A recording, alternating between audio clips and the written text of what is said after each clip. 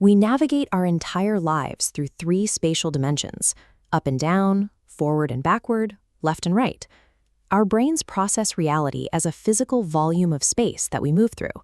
But for nearly a century, the physics used to describe that three-dimensional reality have been working. Our two most successful models of the universe refuse to speak the same language. On one side is general relativity, Einstein's framework for the behavior of massive, heavy objects like stars and galaxies.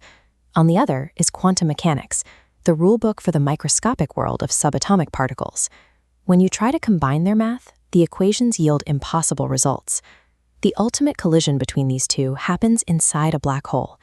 Relativity states that gravity is so intense here that nothing escapes. But quantum mechanics dictates that information, the specific data that makes up a particle, can never be destroyed. In the 1970s, Stephen Hawking calculated that black holes eventually evaporate, taking all that trapped quantum data with them. If that information is truly deleted, the laws governing the subatomic world are wrong. Physicists needed a way to reconcile these two pillars of science. Physicists Leonard Susskind and Jacob Bekenstein proposed a solution to protect the laws of quantum mechanics. They discovered that the total amount of information a black hole can hold is not determined by its three-dimensional volume. It is strictly limited by the surface area of its two-dimensional boundary, the event horizon. When an object falls in, its quantum data is smeared across that outer edge. The surface acts like holographic film, storing the complete blueprint of the object inside. If the most extreme object in the cosmos operates as a hologram, it implies that the entire universe might follow the exact same rule. To scale this up, theoretical physicists used the mathematical framework of anti-de Sitter space, a negatively curved geometry that simplifies the calculations of quantum gravity. In 1997, Juan Maldacena used this space to publish the ADS-CFT correspondence.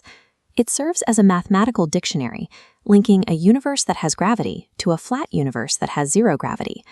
This shows what physicists call the bulk, the three-dimensional interior space we perceive, complete with volume and gravity. But wrapped around that space is the boundary, a flat, two-dimensional outer surface without gravity, governed entirely by the interactions of quantum particles. Maldacena proved that any complex gravitational event happening inside the 3D bulk can be perfectly translated into simpler quantum interactions occurring on the 2D boundary, which raises a mechanical question. How do flat quantum equations on a surface project the experience of depth and falling apples? The answer lies in quantum entanglement, the phenomenon where particles become inextricably linked, sharing states instantly across any distance. This animated diagram illustrates the process. As bits of quantum data, qubits, interact and entangle on the flat outer surface, they weave the actual architecture of the interior.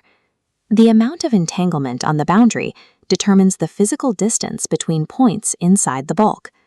In this model, gravity isn't a fundamental pulling force. It is an emergent byproduct, a side effect of surface-level quantum information processing. The depth you perceive and the gravity holding you down are the shadows of a flat, highly entangled quantum web. Moving from math to reality requires searching for physical evidence in our own sky.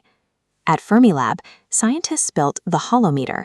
It's a massive, ultra-sensitive instrument designed to look for pixelation in the structure of spacetime.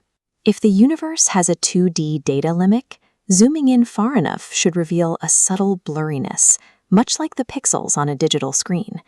Early runs of the holometer haven't detected that noise yet. However, the holographic principle remains a leading candidate for a theory of everything because it provides the only mathematical bridge capable of uniting relativity and quantum mechanics. To find the proof, we have to be willing to test our deepest physical intuition, the assumption that volume is the base layer of reality. If this theory is correct, then the fundamental substrate of the cosmos is not matter, it is not space, it is pure information. Every star, every planet, and the neurons firing in your brain are built from data points interacting on a lower dimensional boundary. We do not exist as objects inside a three-dimensional vault. We are the emergent holographic shadows projected by a universe written entirely in quantum code.